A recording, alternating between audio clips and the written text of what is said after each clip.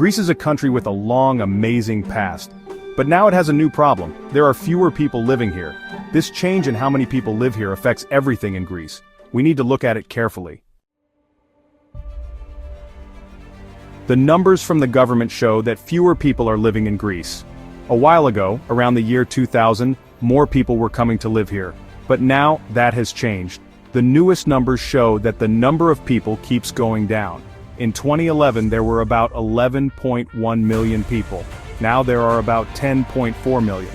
When there are fewer people, it changes the country's money in things like hospitals and schools. There are fewer people working. And it looks like this will keep happening. One big reason is that not many babies are being born. Greece has one of the lowest numbers of new babies in Europe. Families are having fewer kids. This means there are not enough babies being born to keep the number of people the same. Also, more people are getting older, which means more people are dying. When not many babies are born and more older people die, the number of people goes down. In Greece, more people die each year than babies are born. This difference between births and deaths is a big reason why there are fewer people. Because many people are older, this might keep going. Trying to fix the number of births and deaths is not easy. Gap 2S. We need to understand why this is happening to find ways to help. Money problems are a big part of why Greece has fewer people. The big money problems that started in 2009 meant many people lost their jobs and weren't sure about their money. This makes people wait to do big things, like having kids. It costs a lot to raise children, especially when the country's money situation is not strong. Another big reason is that many smart young people are leaving. Many young Greeks who went to school leave the country to find better jobs somewhere else. When these talented people leave, it makes Greece weaker. The fact that many people are getting older is also a big reason. People are living longer, but because fewer babies are born, the average age of people in Greece goes up. When there are more older people, there are fewer young people to have babies. How people think about family is also changing, and this adds to the problem. People are thinking differently about family. School and jobs are becoming more important. These choices people make show how things are changing in today's world. Fewer people means fewer workers. This can slow down how much money the country makes.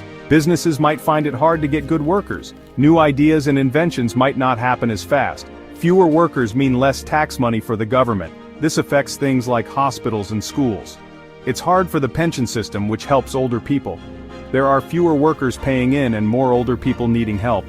This difference makes it hard for the pension system to keep working. Schools might close, especially in small towns and villages. When there are not many kids, local schools might shut down or join with other schools. This is hard for families and towns.